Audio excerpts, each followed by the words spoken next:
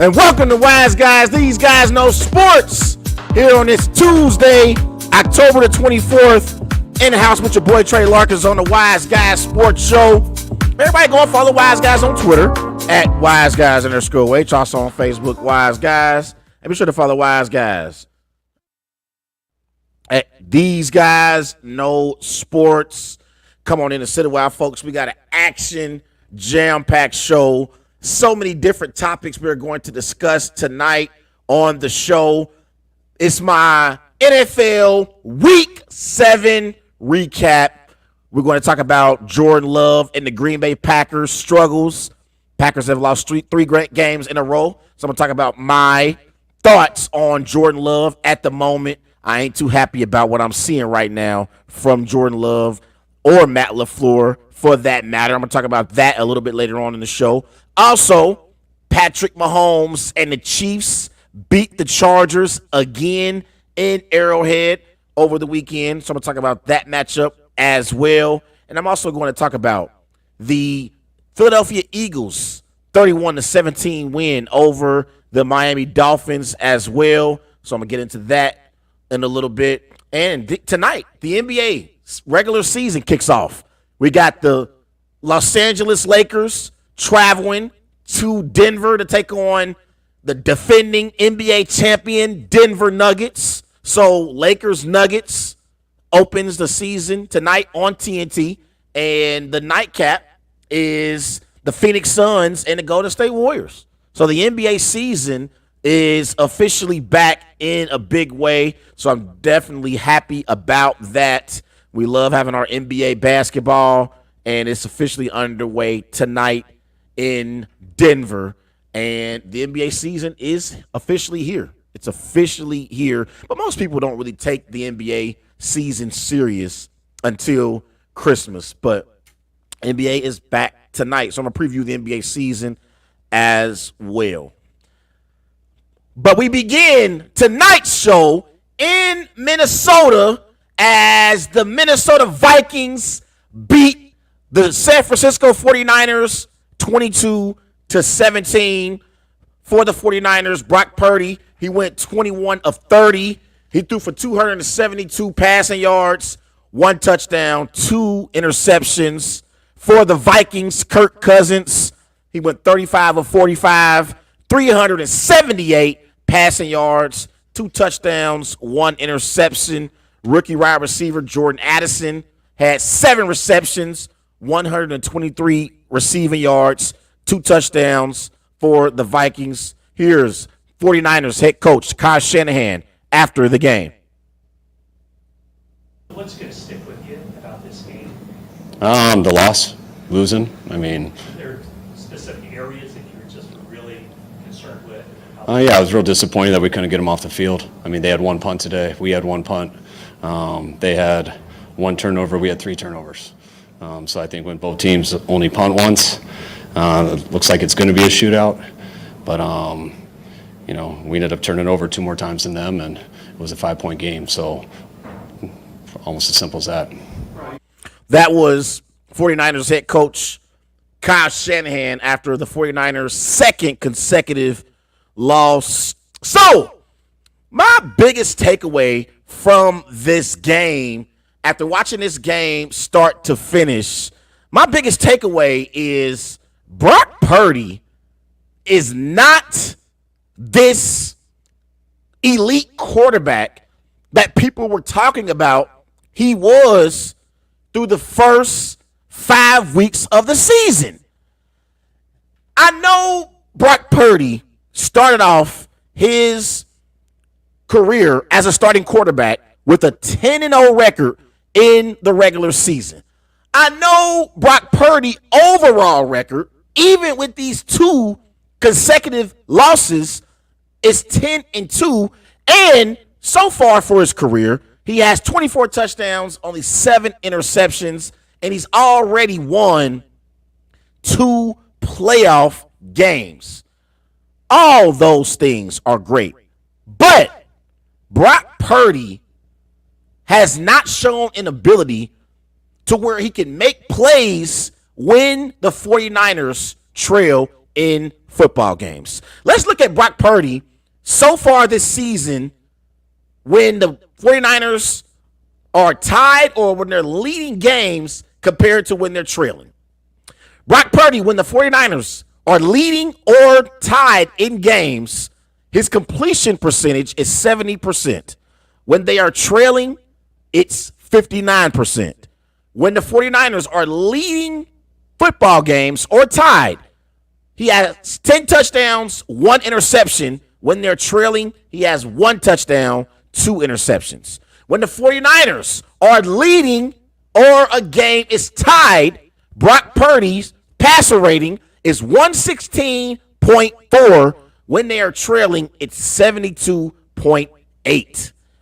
And so when you look at Brock Purdy, when he doesn't have his full arsenal of weapons to distribute the football to, he struggles. Because when you look at his numbers with Deebo Samuel compared to when he doesn't have Deebo Samuel, it's not very good. With Deebo Samuel on the field, Brock Purdy completes 71% of his passes. Without Deebo Samuel, he only completes 61% of his passes. With Deebo Samuel on the field, he has 8 touchdowns, 0 interceptions. With Deebo Samuel off the field, 3 touchdowns, 3 interceptions. His off-target percentage is 12% when Deebo Samuel is on the field. When Deebo Samuel is off the field, it's 21%. So all of these 49er fans and NFL analysts who were crowning Brock Purdy as this elite quarterback in the first 10 games of his career in the regular season because he had a 10-0 record and because he had those 2 playoff wins, they were completely wrong. Because Brock Purdy is an average quarterback. He's average. Brock Purdy is not a good quarterback. He's not bad. He's not as bad as a Daniel Jones or a Matt Jones or a Zach Wilson. But he's not on the level of a Kirk Cousins or a Jared Goff when he's at his best. Even in this matchup last night, Kirk Cousins outplayed Brock Purdy. And I feel like if Kyle Shanahan, if he's honest with himself, he would be honest enough to acknowledge deep down inside that he wishes Kirk Cousins was his quarterback instead of Brock Purdy. Because if Kirk Cousins were the 49ers quarterback, I believe the San Francisco 49ers could win the NFC. Now, coming into the season, I picked the Philadelphia Eagles. And I feel like the Eagles and the 49ers, top to bottom, are equivalent. They're equivalent. But what separates the Eagles from the 49ers is quarterback play. And Jalen Hurts is significantly better than Brock Purdy, and that's the reason why I have the Eagles representing the NFC in the Super Bowl, not the 49ers. Before the season, I was going back and forth on who I thought was going to make the Super Bowl from the NFC because I know how great the San Francisco 49ers are. They got weapons all across the field. You got Christian McCaffrey in the backfield. You got a great 1-2 punch at receiver with Deebo Samuel and Brandon Ayuk. You got a top 3 tight end in the NFL in George Kittle. Defensively, they got one of the best defenses in the NFL.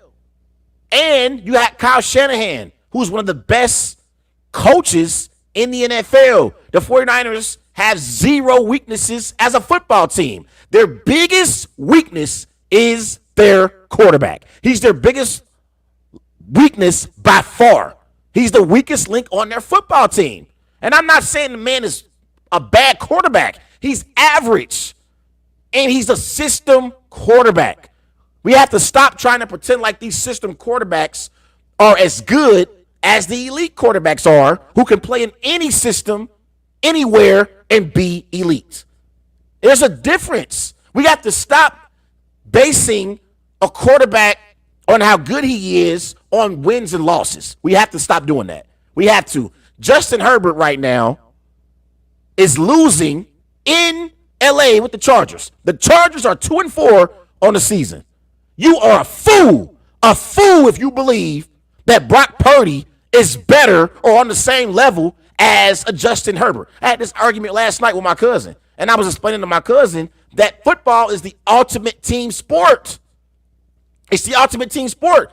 Justin Herbert is dealing with the mess with the Chargers. He's dealing with the mess each and every week.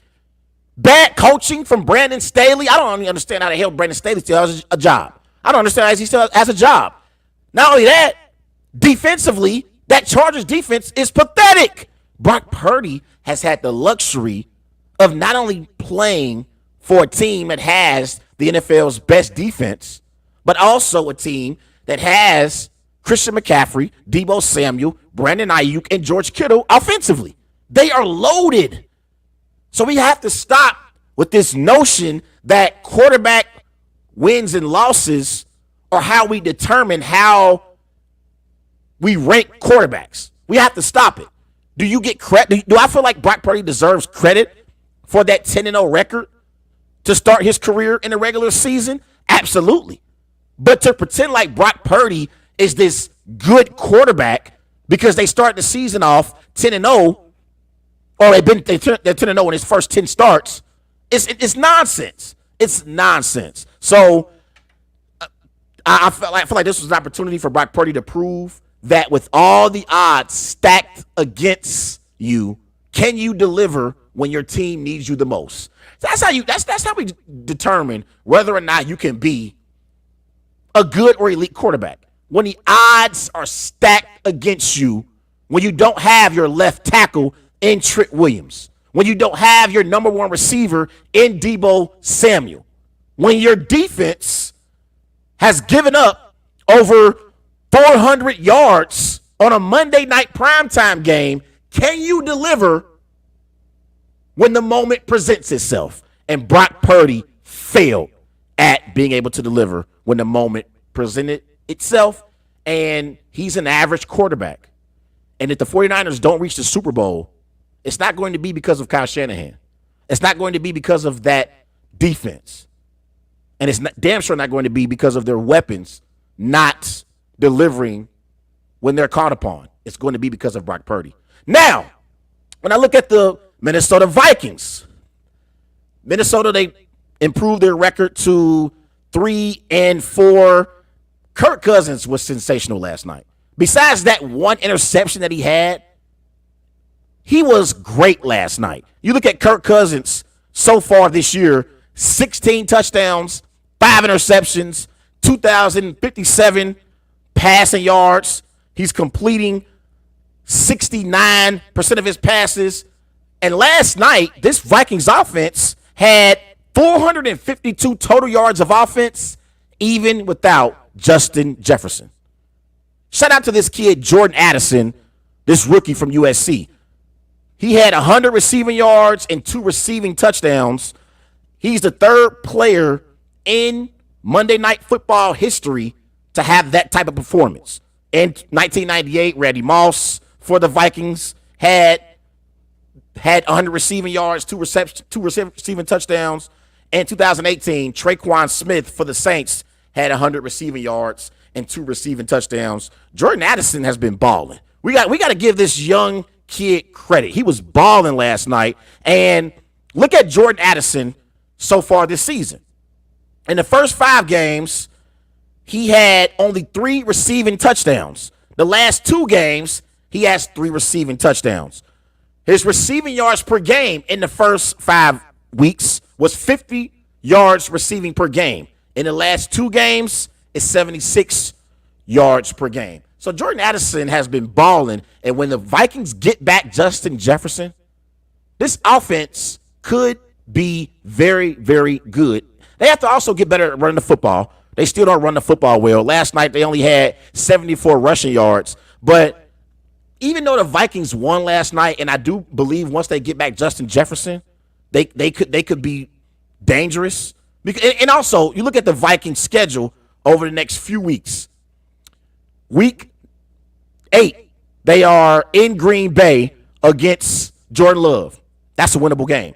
Week 9, they are in Atlanta against Desmond Ridder. Winnable game. Week 10, They are home against the Saints. That's a winnable game. Week 11, they are in Denver against the Broncos. That's a winnable game. Week 12, they are home against the Bears. That's a winnable game. And they have their bye in week 13. So I know Viking fans are thinking, wow, over the next 5 weeks, we can maybe go 3-2, maybe even 4-1, and be in the wild card conversation in the NFC. And if the Lions slip up, we could possibly win the NFC North. Listen, it's going to be the same results, different year for the Vikings. Even if the Vikings sneak into the playoffs, the Vikings are not better than the 49ers. The Vikings are not better than the Philadelphia Eagles. The Vikings are not better than even the Detroit Lions or the Seattle Seahawks, for that matter. So I feel like the Vikings need to trade. Yes, trade Kirk Cousins right now. His value will never be higher than it currently is. You have to get rid of Kirk Cousins. He's not going to be your quarterback of the future, and you can get something significant and draft capital for Kirk Cousins. So could the Vikings possibly sneak their way into the playoffs? Yes, but there'll be a first-round playoff exit with this current roster that they have. They're not good enough. They're not good enough. And I'm not even certain that they're going to beat the Packers next week in Green Bay. I know the Packers are struggling, but I'm not so sure the Vikings are going to beat the Packers next week. Seriously. So we'll see what happens, but great win for the Vikings. I still don't believe that they're one of those teams that could represent the NFC in the Super Bowl or even get to an NFC championship game. But they can definitely win some games with Kirk Cousins, for sure. Everybody go and follow Wise Guys on Twitter at WiseGuys_H. Also on Facebook, Wise Guys. And be sure to follow Wise Guys at Instagram at These Guys Know Sports. I'll be right back.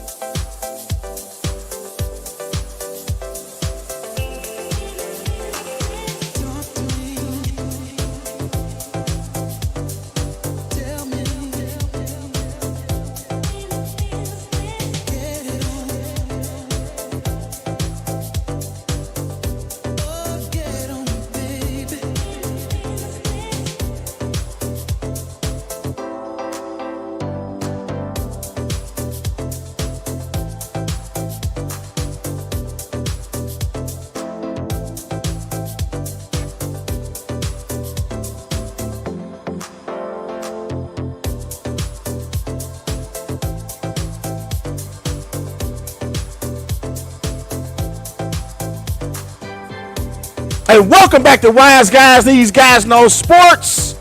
Here live on the Worldwide Sports Network. Everybody remember go and follow Wise Guys on Twitter at WiseGuys_H. Also on Facebook, Wise Guys. Be sure to follow Wise Guys on Instagram at These Guys Know Sports. Remember, the number to dial is 513-203-8655. 513-203-8655. That is the number to dial. Any particular topic that you want to discuss, we could talk about it on the show tonight. Let's transition and let's go to Green Bay. Let's talk about my beloved Green Bay Packers. As Sunday, the Denver Broncos beat the Green Bay Packers 19-17. For the Packers, Jordan Love went 21 of 31. He threw for 181 passing yards, 2 touchdowns, 1 interception.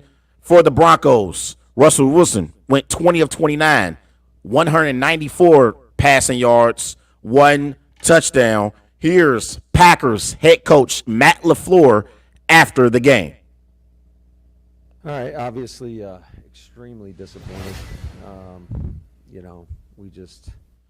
We keep digging ourselves in a hole and give credit to Denver. They did enough to win, but it's disappointing to have no points at the half. I've said it before. I think anytime you hold somebody under 20 points in this league, I think we got to do enough to win from an offensive standpoint, and we obviously aren't. It's just way too fragmented and just not consistent execution. And obviously, got to do a better job myself of putting our guys in a better position, particularly in the first half. And just disappointed, and I'm disappointed for our guys. I thought they battled hard. We did have some adversity strike in terms of it just seems like we've got a lot of guys going down with injuries, and that's just part of the game. And really, at the end of the day, nobody cares. The expectation is the same. Next man up, you go in, you go battle, and we expect there's a certain level of performance that we expect from all our guys.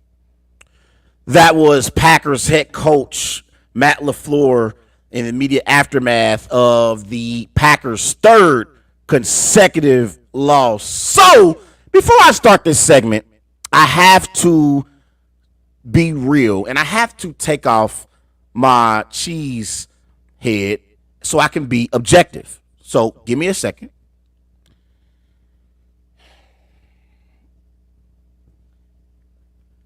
And the reason why I had to take off my cheese head was because now I can be objective and really evaluate what I'm seeing right now from Jordan Love.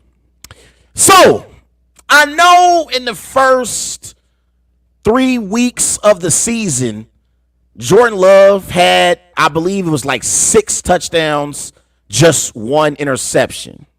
I know in his first 3 starts this season, the Packers were 2-1. I also know that in week 3, in the home opener, in a game in which the Packers trailed 17-0 in the fourth quarter against the New Orleans Saints, Jordan Love overcame a 17-point deficit without Aaron Jones, without Christian Watson, without David Bakhtiari, without Elton Jenkins. And he had a tremendous performance in week 3 against New Orleans Saints in the fourth quarter and helped the Packers improve to 2-1 on the season. The Packers haven't won ever since. And what I'm seeing right now from Jordan Love, he is struggling. He's not playing to the standard that has been set in Green Bay by Brett Favre and Aaron Rodgers. Let's look at Jordan Love's numbers over the last 4 weeks. In weeks 1 and 2, Jordan Love's QBR was 78. Weeks 3 through 7 is 38. Weeks 1 and 2, Jordan Love has 6 touchdowns, 0 interceptions. Weeks 3 through 7, he has 4 touchdowns, 7 interceptions. So for me, I'm looking at Jordan Love and his delivery when he throws the football down the field is awful. It's awful. And that's the biggest issue right now with Jordan Love and the Green Bay Packers.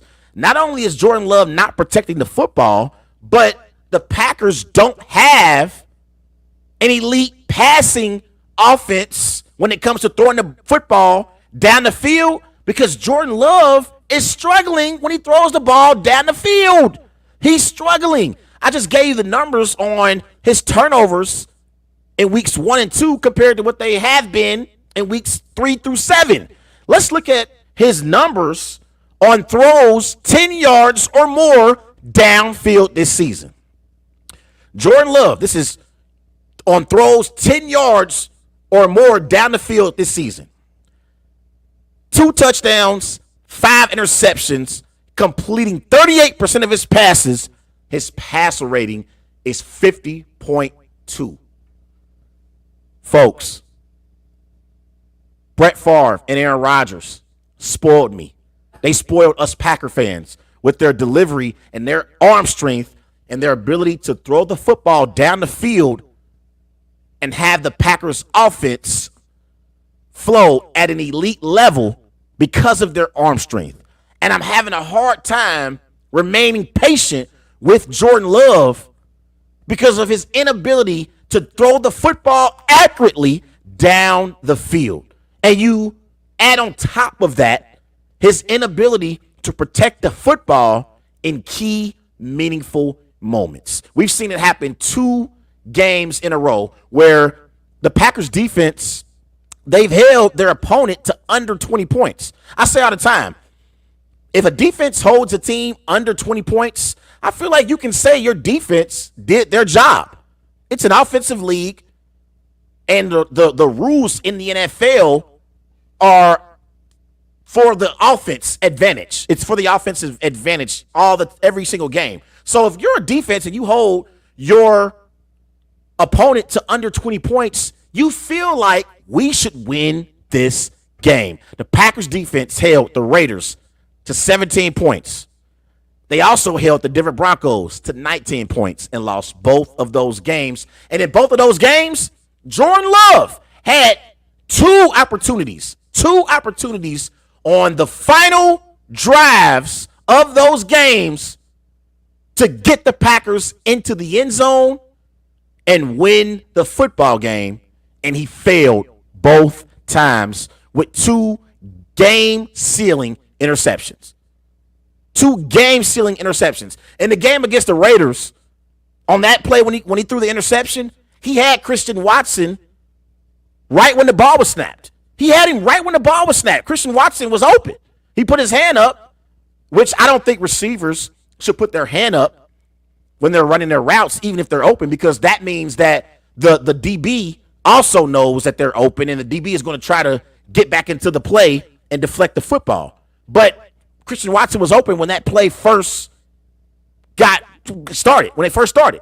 And he threw the ball late, rolled out to his left, threw the ball late. DB catches up to the play and catches up to the football, game over, interception. And then Sunday, it was 3rd and 20. He throws the ball to Toure, but that throw is supposed to be in the corner of the end zone. He underthrows his receivers on deep passes. He underthrew somebody Toure. He underthrew him. That pass was supposed to be in the back corner of the end zone. And he also had A.J. Dillon open for the check down. And remember, 2 plays prior, A.J. Dillon had got loose for, I believe, like a 30 or 40-yard reception and got the Packers into Broncos territory. And instead of taking what the defense gives you, he throws the ball to Toure, and Toure, A, wasn't necessarily open, and B, the throw was awful. The throw was supposed to be in the corner of the end zone to where only Toure could catch the football or it was going to be incomplete. Instead, he underthrows the ball, and the safety intercepts the pass, game over. So I'm trying to be patient with this kid. I am trying. I am trying to be patient with this kid. I'm also irritated and pissed off at Matt LaFleur. You had, let's count the time frame. Packers played the Las Vegas Raiders in week 5 on a Monday night. So in between they had a bye in week 6. So they had a bye in week 6. So between them playing the Raiders in week 5 on Monday night and their game against the Broncos Sunday, there was a 13-day period. And the Packers offense didn't score a single point in the first half against the worst defense in the NFL. The Denver Broncos have the worst defense in the NFL. This defense recently gave up 70 points. It happened in the NFL. Yes, a defense gave up 70 points, and the Green Bay Packers couldn't score one single point in the first half against that defense Sunday afternoon. 13 days, and also a bye week in between to prepare for the worst defense in the NFL, and you couldn't score one single point in the first half? That is inexcusable. I can't put all that blame on Jordan Love. Some of that blame also is on the head coach in Matt LaFleur. Matt LaFleur has to do better from a play caller's perspective, and he has to take the training wheels off of Jordan Love. As much as I want to blame Jordan Love for his miscues and inability to protect the football late in games, I have to give Matt LaFleur just as much blame for having the training wheels on Jordan Love. We need to find out if Jordan Love is going to be the franchise quarterback moving forward. And in order to do that, you have to take the training wheels off of Jordan Love and allow him to play quarterback. You can't keep having this conservative approach as a head coach. At some point, you got to be aggressive. You got to be aggressive. And you got to see if this kid can play. You have to see if he can play. And so I feel like as the season goes along, Matt LaFleur needs to allow Jordan Love to play quarterback. Quit being conservative and trying to have him in a position to where he's not going to make mistakes.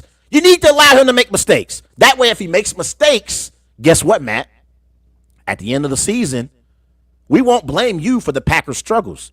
We'll say this kid can't play. But not only right now do the Packers have questions about their quarterback, us fans are questioning Matt LaFleur as a head coach. We're questioning him. And also another problem with the Packers is, too, their running game hasn't been great this year.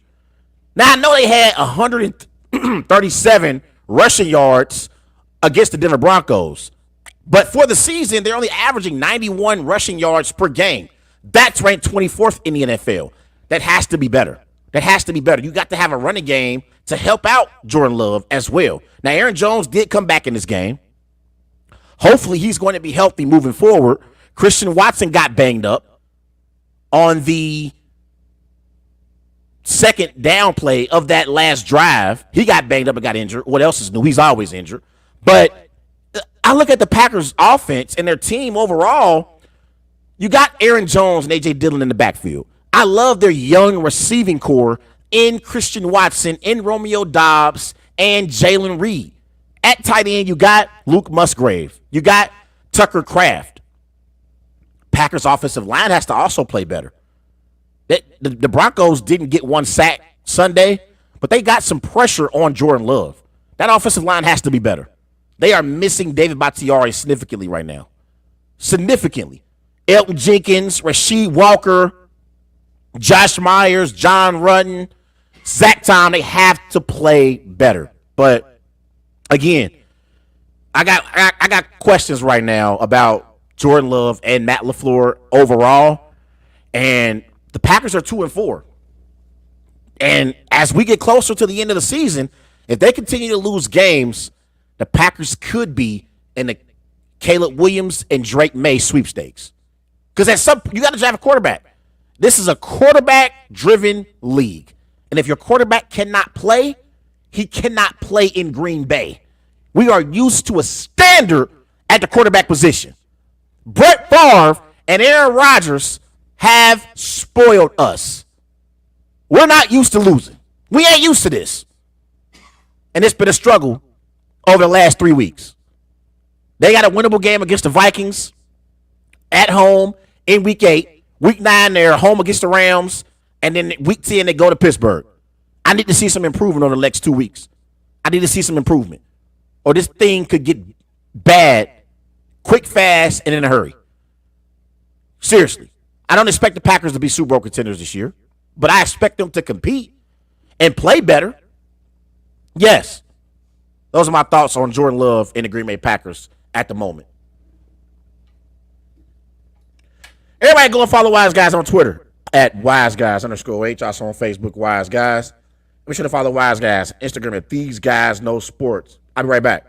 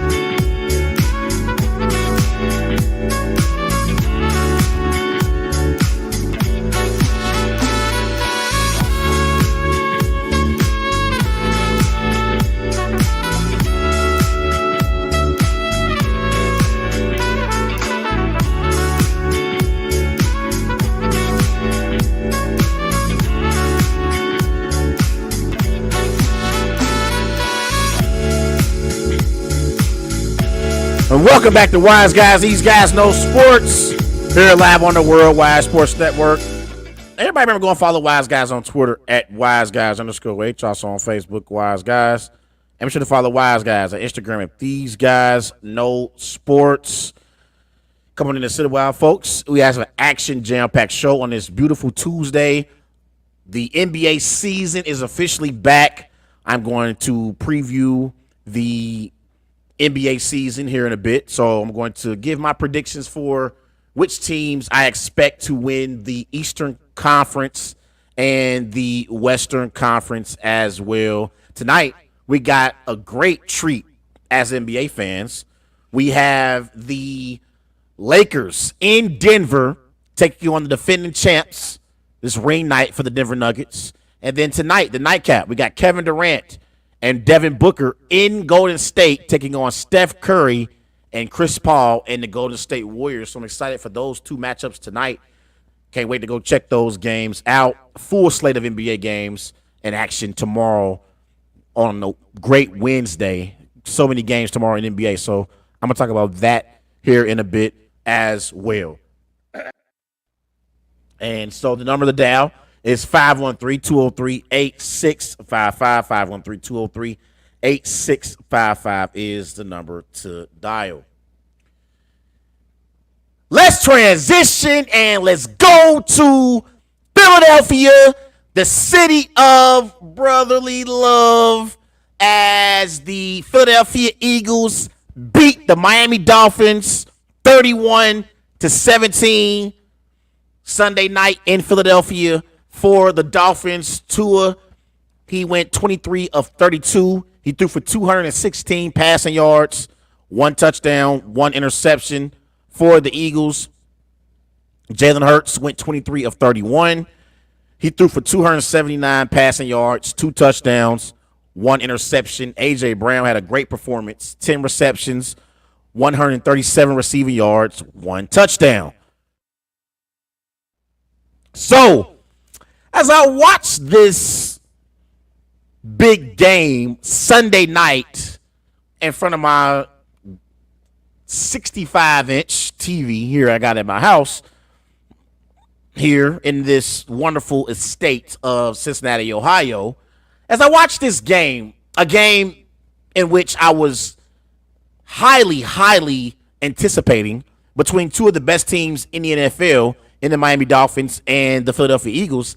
As I watch this game, my biggest takeaway with the Miami Dolphins is the Miami Dolphins are not Super Bowl contenders, but they are playoff contenders. And the reason why I came to the conclusion that the Miami Dolphins are not Super Bowl contenders and not and are just playoff contenders, that they're not Super Bowl contenders and they are only playoff contenders. The reason why I came to that conclusion is because the Miami Dolphins are a finesse football team. They are not a physical football team. And in 2 losses this year, because the Dolphins now are 5-2, and in their 2 losses this year against the Bills and against the Eagles, the Dolphins' offensive line have given up 4 sacks apiece in each of those losses. So what that tells me, opposing defenses, they can get pressure on Tua, and if you get pressure on Tua, the Dolphins' offense becomes ineffective. It becomes ineffective because as fast as Tyreek Hill is, and Jalen Waddle as well, if you can create pressure on Tua, it will throw off the timing of the Dolphins' offense. And we know that this Dolphins' offense is all about timing because they put Tyreek Hill in motion, literally running him behind the line of scrimmage.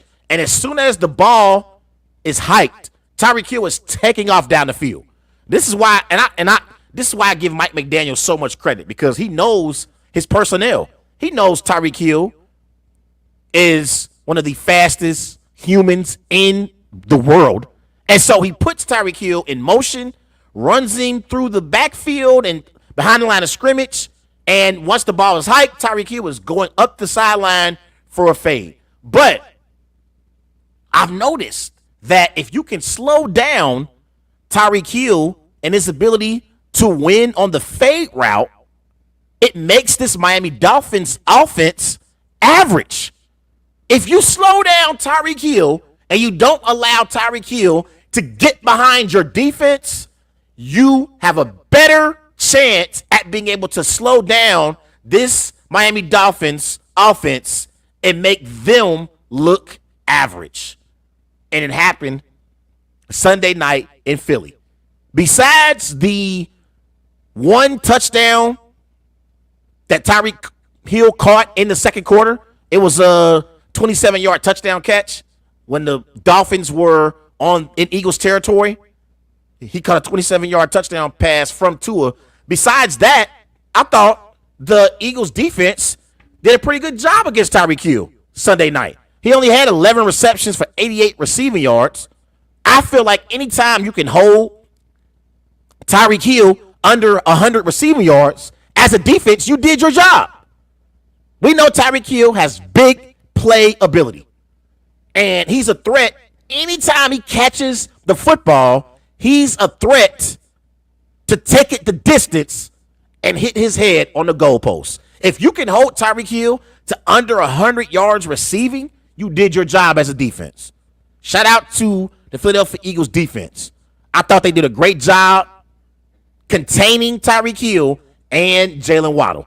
Jalen Waddle had 6 receptions for 63 receiving yards. But another observation that I had watching this game was Tyreek Hill, he's a great player. I don't want to take nothing away from Tyreek Hill. Tyreek Hill is a great player, and so far this season, Tyreek Hill has 53 receptions, 902 receiving yards, 7 touchdowns. But when I look at Tyreek Hill, if you can stop him from running the fade route, Tyreek Hill is not as great of a player as other players are as all-around receivers. Sometimes I look at Tyreek Hill and I feel like he's a one-trick pony. He's a one-trick pony. If you can slow him down and not allow him to get behind your defense on a fade route, you have a chance at being able to slow down Tyreek Hill. Unlike Justin Jefferson, unlike Devontae Adams, unlike Jamar Chase, and unlike A.J. Brown, who I'm going to get to here in a minute, they have all-around games as receivers. They have all-around skill sets to where even if they don't have the fade route going, they can go over the middle for a slant for a 10 or 12-yard reception for their quarterback. They can do comeback routes and catch the football and make plays in the open field. And we know Tyreek Hill can do that as well, but Tyreek Hill is at his best when he's running fade routes and he gets behind your defense and uses his speed to get into the end zone. But I don't feel like Tyreek Hill is a great possession receiver. That's what it is. Justin Jefferson, Devontae Adams, A.J. Brown, they're great possession receivers. And even Jamar Chase, I feel like he's done a better job this year at being a possession receiver. Cooper Kupp also. We got to have him, include him in that conversation. They are possession receivers. You can force feed them the football and your offense will be effective. I'm not so sure you can force feed Tyreek Hill the football. That's why when you look at Tyreek Hill's numbers, usually Tyreek Hill has 130 yards receiving, but only 4 receptions because he gets his yards in big chunk plays. Unlike Justin Jefferson, you look at Justin Jefferson, he'll have 140 receiving yards, but he'll have 10 receptions. So Tyreek Hill is still a top 5 receiver in the NFL. I'm not trying to diminish Tyreek Hill. He's one of the best receivers in the NFL, and he's probably the most dangerous receiver in the NFL. But I'm just starting to wonder if he's a one-trick pony, and if you stop him from getting behind your defense, you can neutralize Tyreek Hill to some degree. Something to think about. But When I look at the Miami Dolphins overall as a football team, when you look at the teams that the Dolphins have beaten so far this year, and compared to the teams that they have lost to, the teams that they have beaten have a combined record of 8-25.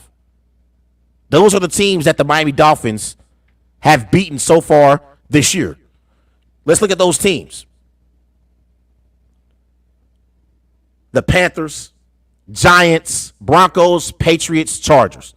Those are the 5 teams the Dolphins have beaten this year. And their combined record, those 5 teams, 8-25. The 2 teams they lost to, Bills, Eagles, combined record 10-4. So what that tells me is the Miami Dolphins are similar to the Dallas Cowboys. They're front runners. They're front runners. And again, are they playoff contenders? Absolutely. But are they Super Bowl contenders? They are not Super Bowl contenders. The Miami Dolphins are not as good as the Baltimore Ravens. They're not as good as the Kansas City Chiefs. They're not as good as the Philadelphia Eagles or the San Francisco 49ers. They're more so on that level of that second tier of teams, like the Detroit Lions, the Seattle Seahawks, the Jacksonville Jaguars, I would say, is like a second tier football team. They've been playing better. So that's where I look at the Miami Dolphins at right now and how I feel about them. They're playoff contenders, yes, but not Super Bowl contenders. As for the Philadelphia Eagles, when it comes to the Philadelphia Eagles, when it comes to the best receivers in the NFL, we talk a lot about Tyreek Hill. We talk a lot about Jamar Chase. We talk a lot about Justin Jefferson.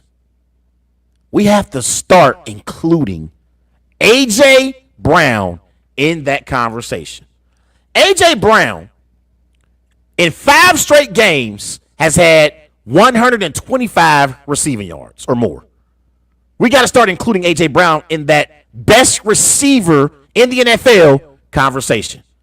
He has been balling for the Philadelphia Eagles. And you look at A.J. Brown so far this year, his stats: 52 receptions, 809 receiving yards, 3 touchdowns, averaging over 15 yards per catch.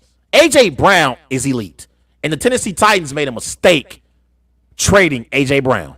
He is the real deal. Seriously. And this is why I was watching this game and I was thinking, damn, the perception, and when I listen to people who rank their top receivers in the NFL, most people rank Tyreek Hill over A.J. Brown. And I'm thinking, if I was a franchise, would I rather have Tyreek Hill or A.J. Brown? And the more I thought about it, and the more A.J. Brown made play after play after play, I thought to myself, I'd rather have A.J. Brown over Tyreek Hill. A.J. Brown is the real deal, and he reminds me of Terrell Owens. Yes, I think Terrell Owens was a top 3 receiver in NFL history, and I believe A.J. Brown is similar to Terrell Owens as a receiver. I know that's high praise, but A.J. Brown is big time. He's big time. Now, the one thing that the Eagles have to do better is protect the football, specifically Jalen Hurts. Jalen Hurts this year so far got 8 interceptions. He only had 6 interceptions all of last season. So Jalen Hurts has to do a better job of protecting the football. He got to do a better job of protecting the football. He had a pick 6 in this game. The Eagles defense literally neutralized the Dolphins offense. The Dolphins had 17 points, but 7 of those 17 points came off of a pick 6. So really the Eagles defense only gave up 10 points. But Jalen Hurts has to do a better job of protecting the football. But I still feel like Jalen Hurts is a top-tier quarterback, and he's definitely a top 10 quarterback in the NFL.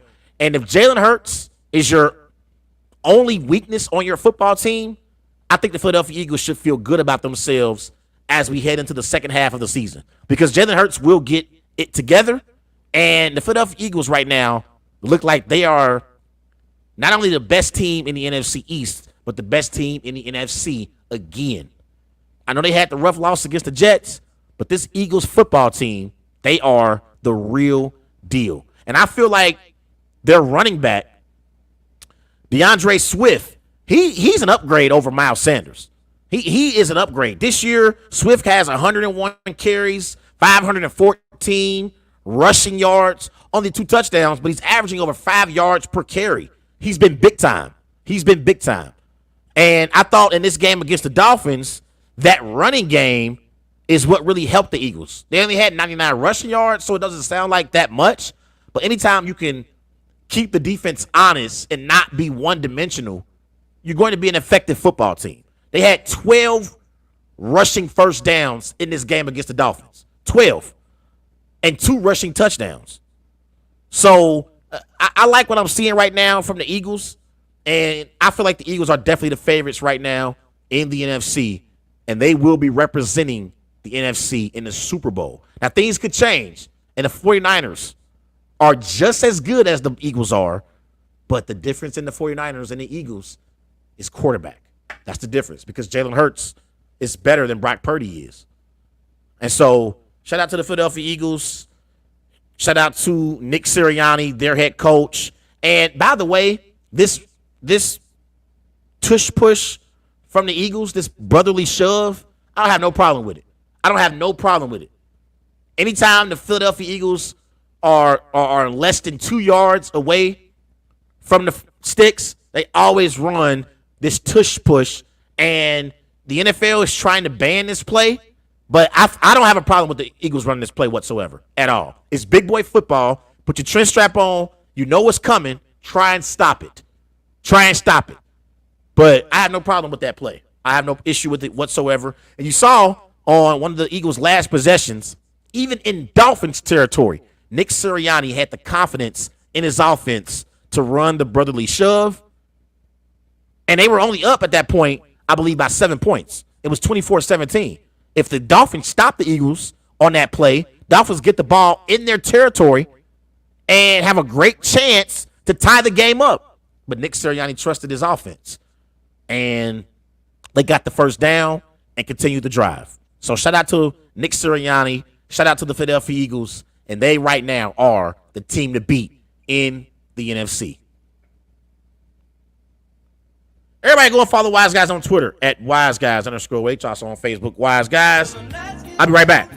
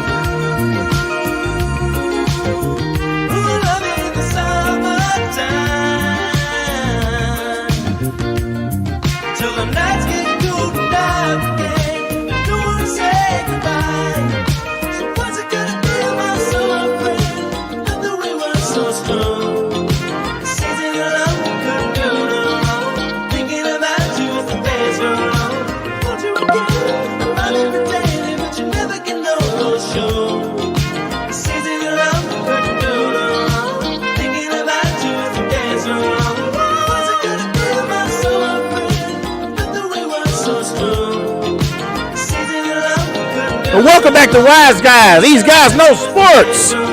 Here live on the Worldwide Sports Network. Everybody gonna follow Wise Guys on Twitter at Wise Guys _H. Also on Facebook, Wise Guys. Be sure to follow Wise Guys on Instagram at These Guys Know Sports. The number to dial, 513-203-8655, 513-203-8655. That is the number to dial. Any particular topic that you want to discuss, we can talk about it on the show tonight.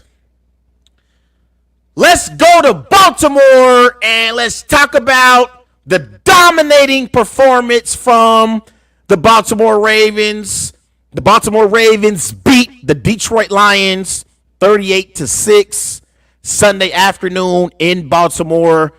For the Lions, Jared Goff went 33 of 53. He threw for 284 passing yards, 1 interception.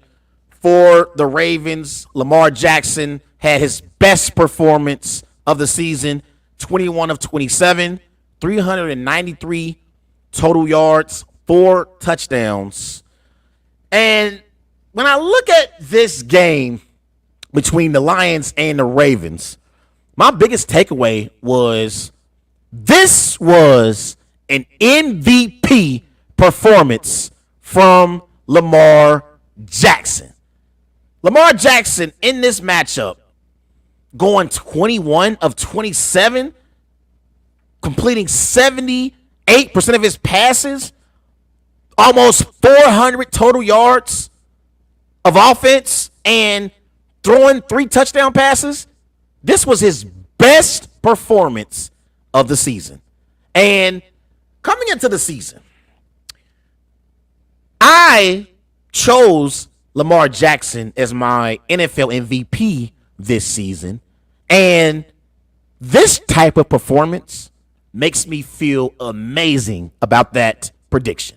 It makes me feel amazing because this was the performance that Lamar Jackson needed. This was the performance that he needed in week 5 against the Pittsburgh Steelers. Lamar Jackson, if you look at his stats in that game, they weren't great. In week 5 against the Steelers, Lamar Jackson, he went 22 of 38, threw for 236 passing yards, 1 interception. And so at the end of the game, you look at the scoreboard, Steelers 17, Ravens 10. Everyone wanted to blame Lamar for the Ravens not winning that game. Because I thought in week 5 against the Steelers, the Ravens had multiple opportunities to put the Steelers away and win that game in week 5. In my eyes, the Ravens are better than the Steelers are. And I thought they outplayed the Steelers majority of that football game. And Lamar Jackson threw the football to the receivers, and the receivers were dropping passes in that game.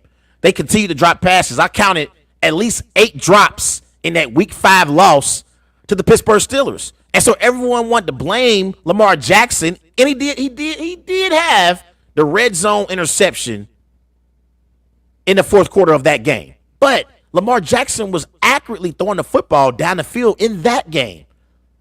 But this type of performance against the Detroit Lions is what Lamar Jackson needed. Because Lamar Jackson, in this matchup, he didn't win this game with his legs. He won this game with his arm.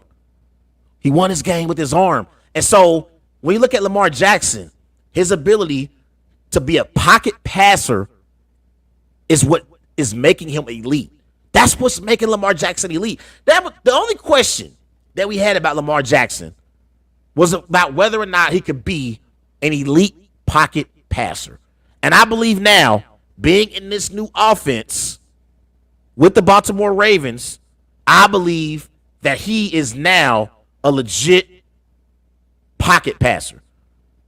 Because they transition. Remember, they transition from coordinator to coordinator. They have offensive coordinator Todd Monken now.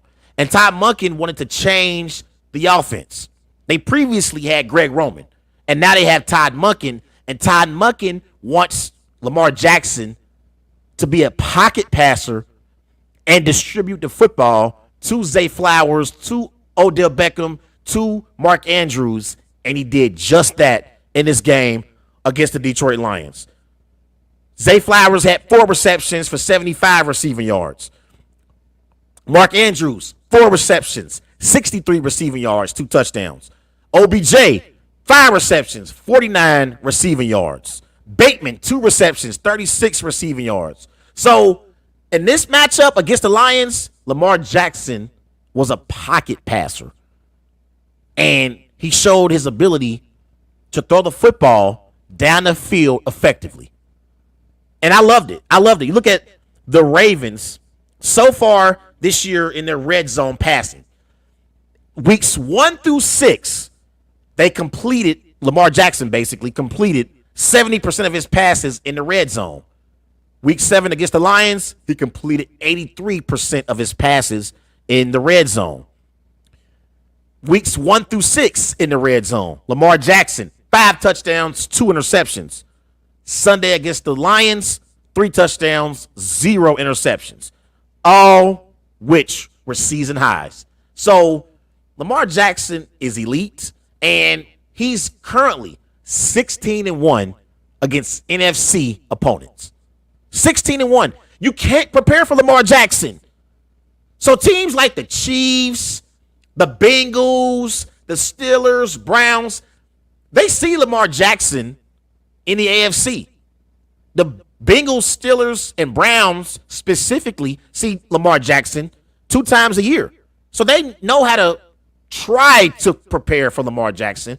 But if you're an NFC team like the Detroit Lions, you don't realize how great Lamar Jackson is until you're in the game, in live action, playing against him. And the Detroit Lions did not know what hit them Sunday afternoon in Buffalo. At halftime, the Ravens were beating the Lions 28-0. This has nothing to do with the Detroit Lions. I still think the Detroit Lions are contenders in the NFC. And they are running away with the NFC North at the moment. But this was about Lamar Jackson. And this is the reason why I believe the Baltimore Ravens are not only the favorites in the AFC North, but the favorites as a team that could reach the Super Bowl. It can happen. They are. I think the Ravens are the biggest threats right now to the Chiefs in the AFC. I'm going to talk about the Chiefs in the next segment. But to me, and I know the AFC North is competitive. Everyone's going to say, man, the AFC North is competitive. You got so many great teams. The Steelers, the Browns, the Bengals are starting to play better. The Baltimore Ravens are the best team in the AFC North. They're 5-2. They could easily be 6-1. Easily be 6-1. And so for me, Lamar Jackson will win NFL MVP, and the Ravens are going to prove that they are the biggest threats to the Chiefs in the AFC as the season goes along. And this performance from Lamar Jackson solidifies him as a pocket passer. And I love him being in that system now with Todd Monken. Greg Roman had Lamar Jackson running the football as a running quarterback. Todd Monken has Lamar Jackson throwing the football as a passing quarterback. And I believe that is the recipe for success for the Baltimore Ravens to be at their best and be Super Bowl contenders. Shout out to Lamar Jackson and shout out to the Baltimore Ravens for this dominating performance over the Detroit Lions. Everybody go follow Wise Guys on Twitter at WiseGuys_H. Also on Facebook, Wise Guys. And be sure to follow Wise Guys on Instagram at These Guys Know Sports. I'll be right back.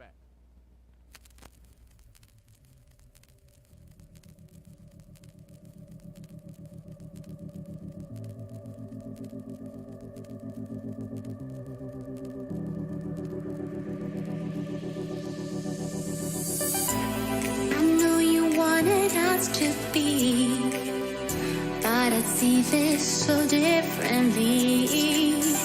Maybe I shouldn't have given up. If you weren't annoying as fuck, it should have been us.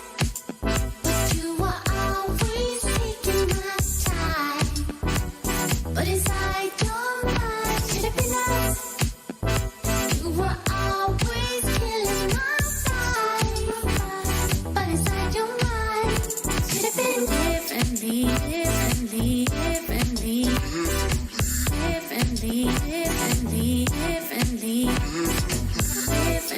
differently, differently, differently, differently, differently, differently.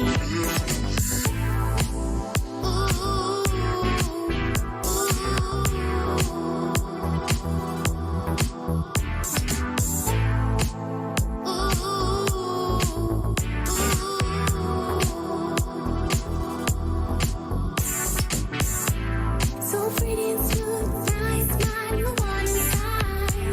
Could never have thought you'd be the one doing me this much. Vision went out, and you no longer in my life. But I know you think it could have been us. Should have been us. But you were always taking my time. But inside your mind, should have been us. You were always killing my vibe, but inside your mind, should have been differently, differently, differently, differently, differently, differently, differently, differently, differently, differently, differently, differently. I just wanna feel real love, and I can take nothing less. Living for that all-time highs, won't settle for anything less. Bitch, don't get my vibe.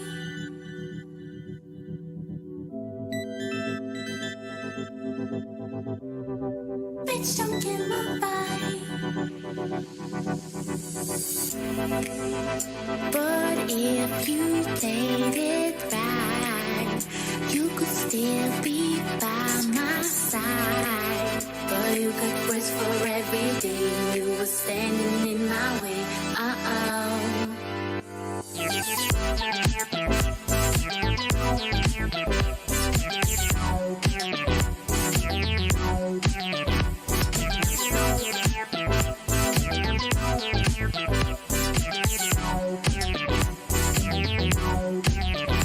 Should have been us, but you were always taking my time.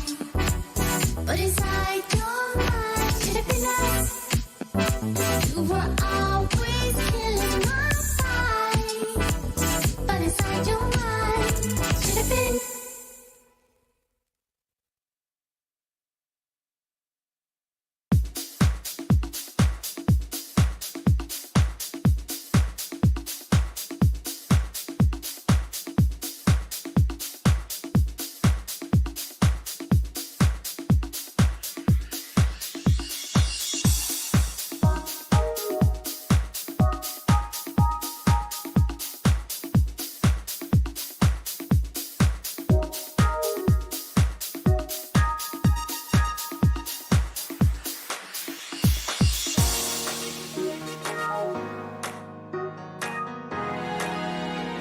And welcome back to Wise Guys. These guys know sports. Here live on the Worldwide Sports Network. Everybody remember go and follow Wise Guys on Twitter at WiseGuys_H. Also on Facebook, Wise Guys. And be sure to follow Wise Guys on Instagram at These Guys Know Sports. Come on in and sit a while, folks. Got a great next three topics before we get out of here. Going to preview the NBA season here in a bit and going to give everyone my top performers of week 7 here in a bit. So tune in for that. Let's transition to a AFC West battle in Kansas City. The Kansas City Chiefs beat the LA Chargers 31-17 for the Chargers. Justin Herbert went 17 of 30. He threw for 259 passing yards, 1 touchdown, 2 interceptions. Palmer had a great performance for the Chargers. 5 receptions, 133 receiving yards. For the Chiefs, Patrick Mahomes, 32 of 42. He threw for 424 passing yards, 4 touchdowns, 1 interception. Travis Kelce, 12 receptions, 179 receiving yards, 1 touchdown. So, as I watched this Chargers-Chiefs game, I was thinking to myself, what are the critiques going to be about Justin Herbert this week? What are the negative things people are going to say about Justin Herbert this week after this game?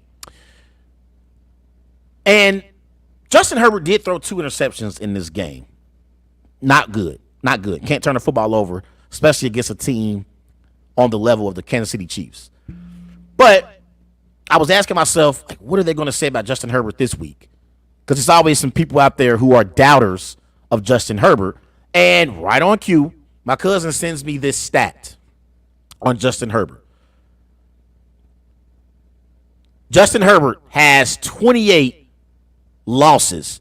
No active quarterback has more losses than Justin Herbert since he was drafted in 2020.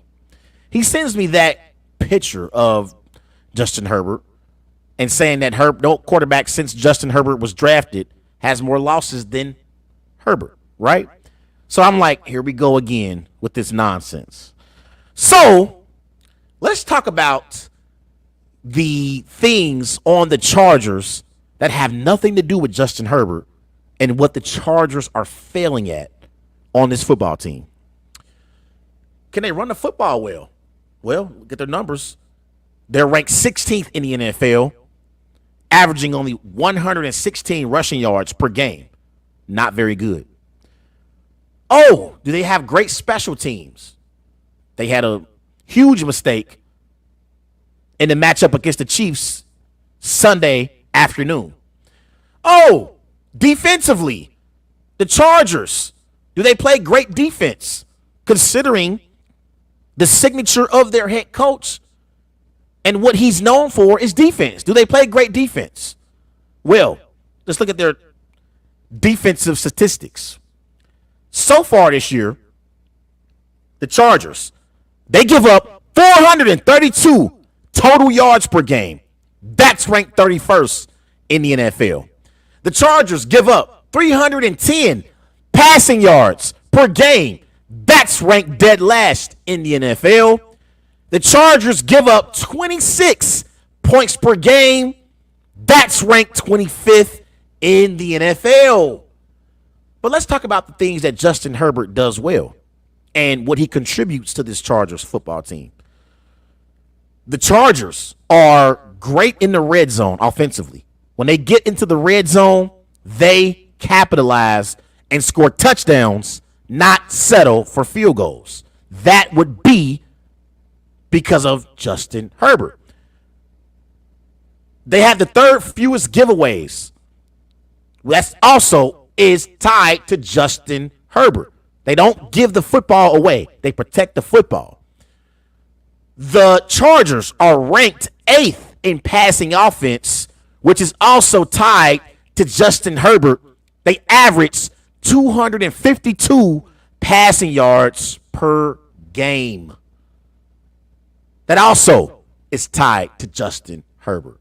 Folks, we have to stop blaming Justin Herbert for the Chargers' struggles. What the hell is going on here? Why are people really trying to pretend like Justin Herbert is the problem in LA?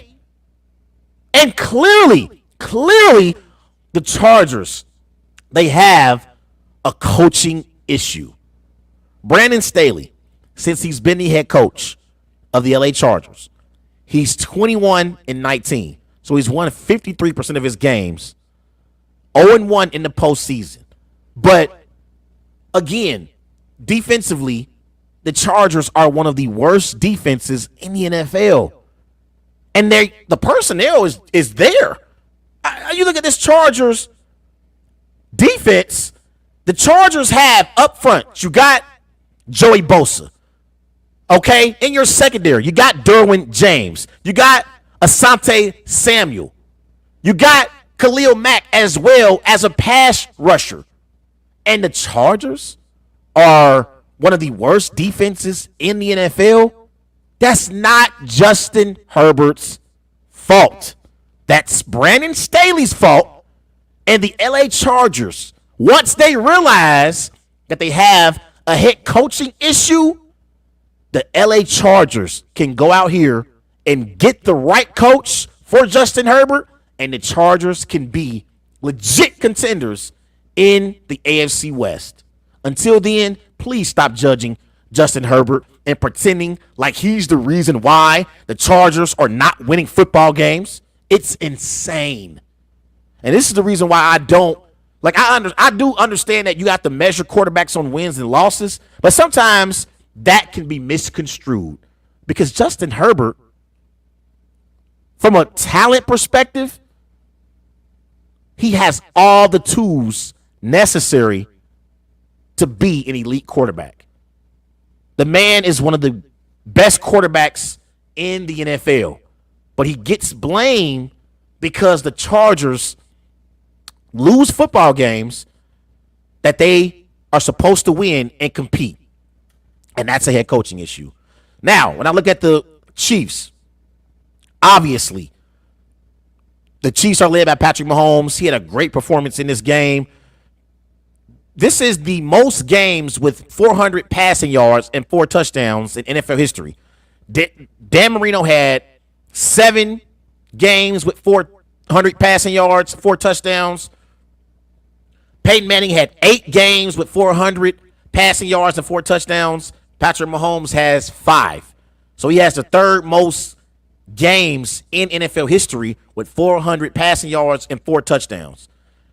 Just another season where Patrick Mahomes is proving to be the best quarterback in the NFL.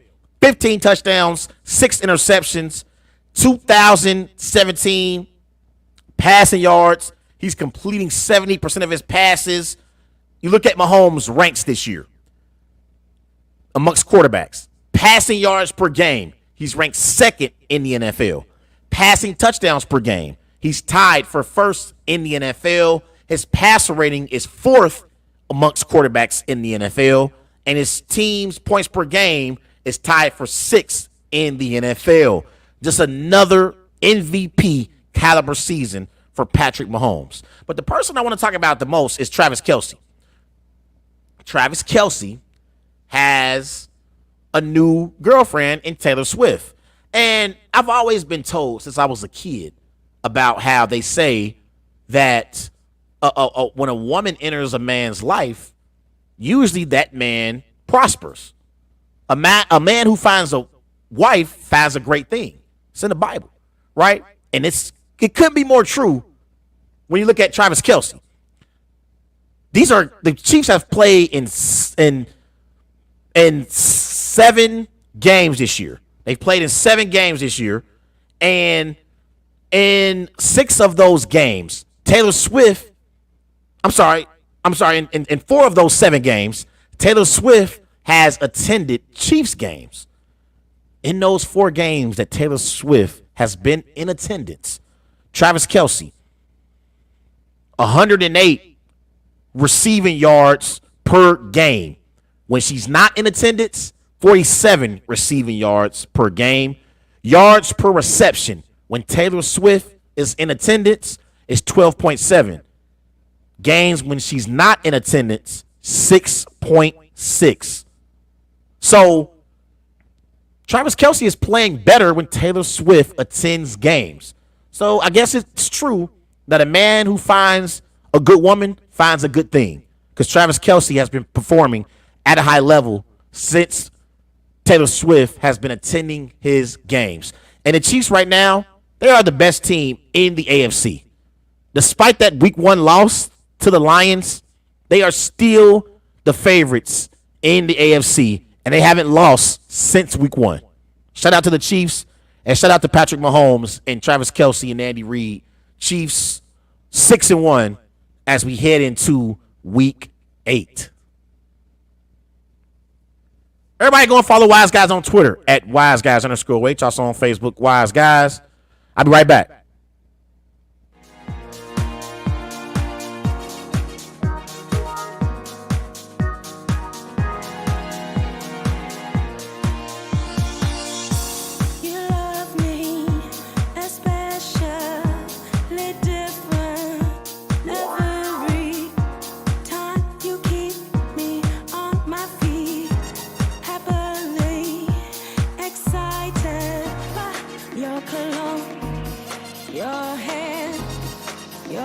smile, your intelligence. You woo me, you caught me, you tease me, you please me, you school me, give me some things to think about, ignite me, you invite me, you ride me, you love me, you like me, you incite me to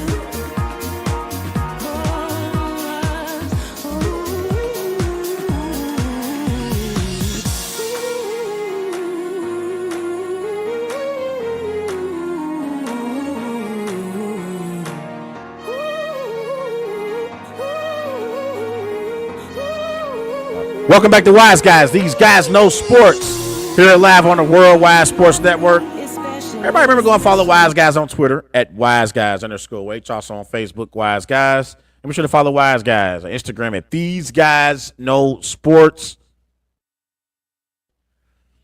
Remember the number to dial. It's 513-203-8655. 513-203-8655. That is the number to dial. But the NBA season is officially upon us. The 2023 NBA season starts tonight. The Lakers are currently taking on the Denver Nuggets. I do not have a score for that game. So it is ring night for the defending NBA champion Denver Nuggets. And then tonight, in the nightcap, Kevin Durant, Devin Booker, and the Phoenix Suns are in Golden State to take on Steph Curry and the Golden State Warriors. So let's start off with the Western Conference. So when I look at the Western Conference, the favorites obviously have to be the Denver Nuggets, the reigning, defending NBA champion Denver Nuggets with the reigning NBA Finals MVP in Nikola Jokic. The Nuggets have to be the favorites as we head into the 2023 season because they still got Nikola Jokic. They still got Jamal Murray. They still got Michael Malone as their head coach. And they got Aaron Gordon as well. And so they still have the key pieces on their basketball team. And so last year, them winning the NBA championship, I feel like it's going to make them better as we move forward. Now, Michael Malone said earlier this week that his team is tired. They're tired. I mean, they had to run last year in the playoffs, and they've been celebrating this championship that they won. But I think as the season goes along, the Denver Nuggets will get it together, and they'll be fine as we get into January, February, and March and stuff. The NBA season is long, and so they might start off the season slow, but they'll get it together as the season goes along. Now, another team who I feel like should be in the conversation for being the best in the West is the Phoenix Suns. It's going to be hard to stop the Phoenix Suns this year. You got Kevin Durant. You got Devin Booker. You got Bradley Beal. Three of the more elite scorers in the NBA. You got to score 120 to beat the Phoenix Suns. You have to score 120 to beat the Phoenix Suns. They are also coached by Frank Vogel. He's the former Lakers head coach. And Frank Vogel, he didn't like how the Lakers fired him and pretty much blamed him for their struggles a few years ago before they brought in Darwin Ham. And so Frank Vogel has a lot to prove and wants to prove that the Lakers made a mistake firing him. And Frank Vogel knows his defense. He's a great defensive head coach. So I like that balance on the Phoenix Suns. Their head coach is a defensive-minded head coach, but their personnel is a team that can score a lot of points. If they can get stops at key moments in games, the Phoenix Suns are championship contenders. You got Devin Booker, you got Kevin Durant, and you got Bradley Beal. They are three of the more elite scorers in the NBA. So if they can get key timely stops, they'll definitely be contenders in the Western Conference. The Lakers, this year. They added Gabe Vincent, Cam Reddish, Jackson Hayes, Teron Prince, Christian Wood. They're going to help LeBron and AD in their rotation, and also help Austin Reeves and D'Angelo Russell. They brought back D'Lo. D'Lo was awful last year in the playoffs. He was awful last year in the playoffs.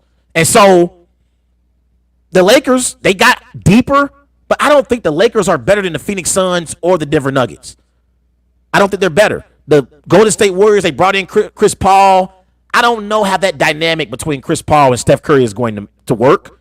It's going to be different, but maybe Chris Paul can elevate Kuminga and Moody, two players who have not played to their potential yet on that Warriors basketball team. And we know Chris Paul, he can get the best out of individuals and how great they are. So I expect Chris Paul to do a better job at bringing out the best in Moody and in Kuminga, something that Steph Curry didn't necessarily do. But that dynamic with Chris Paul and Steph Curry, them on the court, how's it going to work? Klay Thompson, he's getting up in age. Him and the Warriors did not agree to a new contract extension. So Klay Thompson could be out of Golden State next season and may not be back. We don't know. But those are the four teams in the Western Conference that I'm looking at: the Golden State Warriors, the Los Angeles Lakers, the Phoenix Suns, and the Denver Nuggets. And right now, if I had to pick, I would say the Western Conference Finals would be the Phoenix Suns and the Denver Nuggets. Switch to the Eastern Conference. The Eastern Conference is all about the Milwaukee Bucks and the Boston Celtics. The Milwaukee Bucks added Damian Lillard. So Damian Lillard and Giannis, they are a great dynamic duo. They're in the same conversation as Jaylen Brown and Jason Tatum, Paul George and Kawhi Leonard when they're healthy, Jamal Murray and Nikola Jokic, LeBron James and Anthony Davis. You got to add Damian Lillard and Giannis in that conversation. The Milwaukee Bucks will be at the top of the Eastern Conference. The Celtics, they brought in Kristaps Porzingis. They traded for Jrue Holiday. I like that big four of Jrue Holiday, Jaylen Brown, Jason Tatum, and Kristaps Porzingis as well. So I like the Celtics and the Bucks as the two teams that could represent the East in the NBA Finals. So those are my predictions for the Eastern Conference and the Western Conference Finals. Bucks, Celtics, Nuggets, Suns. And a sleeper in the Eastern Conference, I would say, are the Cleveland Cavaliers with Donovan Mitchell. They are my sleeper in the East. And my sleeper in the Western Conference, I would say, are the LA Clippers. If Paul George and Kawhi Leonard are healthy, the Clippers could be contenders in the Western Conference and be right there in that conversation with the Warriors, Suns, Nuggets, and Lakers. Got to include the Clippers in that conversation. So those are my predictions for the NBA season. I'll talk more NBA as we get into more shows into the winter. But my prediction right now, Eastern Conference Finals, Boston Celtics versus the Milwaukee Bucks. Western Conference Finals, the Denver Nuggets and the Phoenix Suns. Everybody go and follow Wise Guys on Twitter at WiseGuys_H. Also on Facebook, Wise Guys. And be sure to follow Wise Guys on Instagram at These Guys Know Sports. Have a great week. I'll be back on Friday previewing Week 8 in the NFL. I'm Trey Larkin signing out the Worldwide Sports Network. Have a great week, everybody.